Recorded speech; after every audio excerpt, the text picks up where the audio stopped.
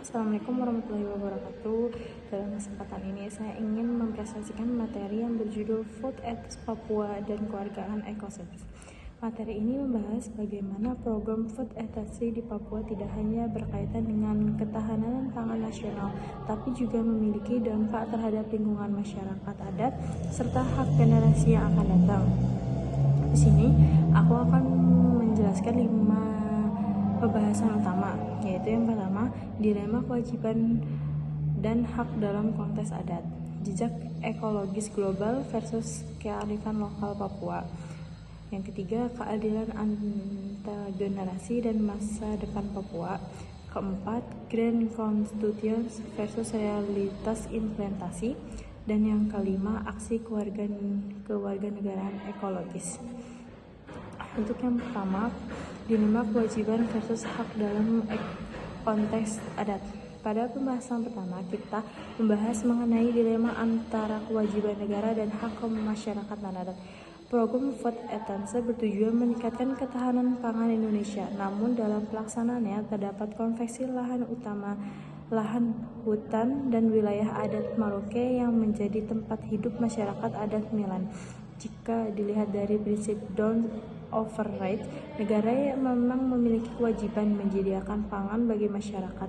Akan tetapi, negara juga mempunyai kewajiban untuk melindungi hak masyarakat adat atas tanah ulat yang menjaga kelestarian lingkungan.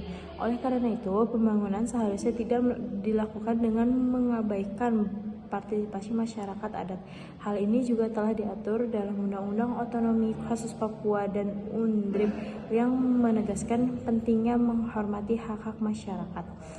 Dan yang kedua, jejak ekologis global versus kearifan lokal Papua.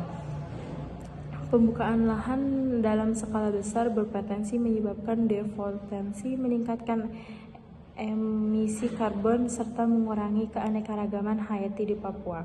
Di sisi lain, masyarakat adat Papua telah lama menerapkan sistem pengolahan alam secara tradisional, seperti tiak, tiki, dan sasi. Kearifan lokal tersebut mengajarkan masyarakat untuk memanfaatkan sumber daya alam secara bijaksana sehingga keseimbangan ekosistem tetap terjaga. Yang ketiga, keadilan antar generasi dan masa depan Papua. Pertanyaan yang muncul adalah, apa yang akan diwariskan kepada generasi Papua di masa depan jika hutan dan lahan gundul terus dikonveksi? Jika pengrusakan lingkungan terus terjadi, maka generasi mendatang akan kehilangan hutan, keanekaragaman hayati, sumber daya air, dan bahkan identitas budaya mereka.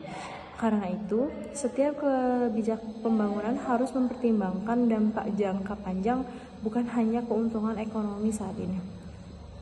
Selain itu, masyarakat adat juga harus diberikan kesempatan untuk memberikan persetujuan melalui mekanisme free, pure, and informed consent sebelum satu proyek dijadikan. Dan yang keempat, Green Constitution versus realitas implementasi.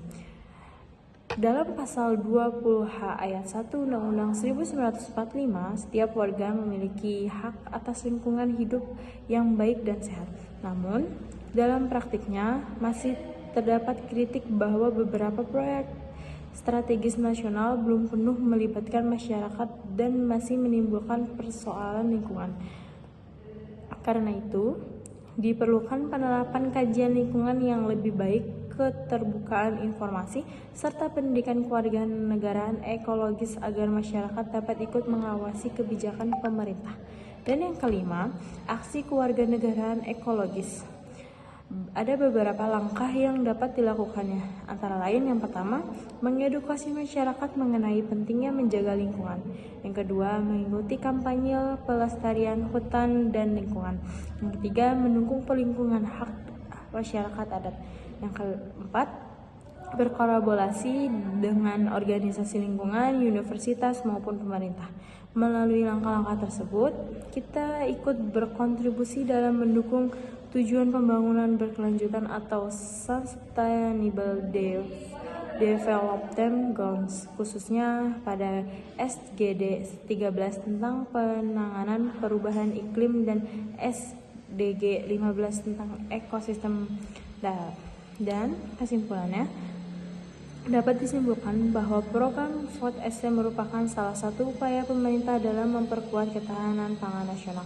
Namun, pelaksanaannya harus tetap memperhatikan perlindungan lingkungan, menghormati hak masyarakat adat, serta mempertimbangkan kepentingan generasi yang akan datang. Dengan demikian, pembangunan tidak hanya memanfaatkan ekonomi, tetapi juga menciptakan keadilan sosial dan berkelanjutan lingkungan. Demikian penerapan materi dari saya. Sekian, terima kasih. Wassalamualaikum warahmatullahi wabarakatuh.